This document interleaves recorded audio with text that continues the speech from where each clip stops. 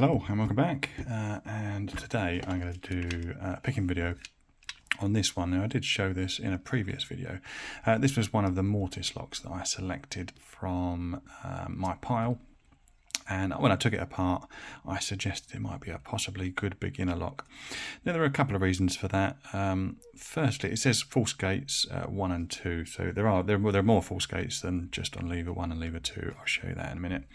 But I think the reason I put it as a possible beginner lock is because, number one, we've got this little cutaway window, which helps, and also there seemed to be a reasonable amount of room to get your picking wire in there to lift the levers. Some lever locks that I've got, those levers sit really low and you've just not got a lot of room. So I guess it's the equivalent of having good bitting or hard bitting or easy bitting on the pin tumblers that I'm used to. Anyway, so let's get this picked and I'll show you a couple of observations that I've made. So we get the tensioner in, feed our pick wire in, try and get them in the right position, that'll help. So I noticed if you look on my tensioner there's no groove for the pick wire to sit in. I thought that was a bad thing, but it seems on a lock like this it's actually a good thing. So to get the first lever, I've kind of got to come out at an angle. So I'm exaggerating, but I've got to kind of go over to the left. If I go over to the left, I can just get that first lever picked, hopefully. You can see I'm lifting it up there. There we go, lifting him up, lifting him up. There you go, so he's picked. And to get the second lever, which you can just see in the window, I've got to move the pick wire kind of over to this angle. And there we go, we're getting him picked. And I'm using really, really light tension. So, you can see I've got those two levers picked there. So the first lever was that position, the second lever was that position. And you can just see down the back there's some levers down the back that need to be lifted. Just see it there.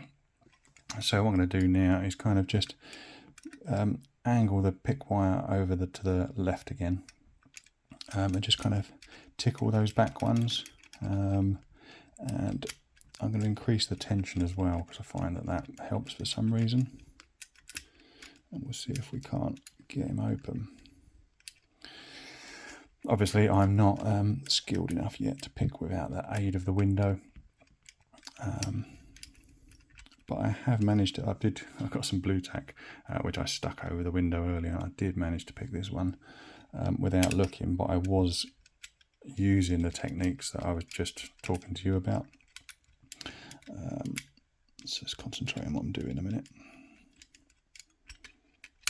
And there we go, so we just tickled one of the back levers and we got him picked.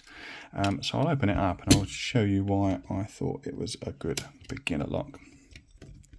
But I find with this particular lock that approach seems to work quite well. Let's get all these tools out. Easier said than done.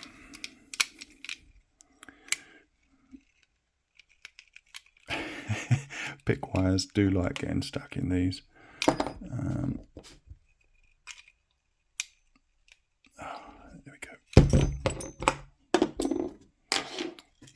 Yeah, so I found that approach works with this particular lock. It may not work with other locks, but I think the more you practice with them, the more you find out the kind of quirks and idiosyncrasies of a particular lock.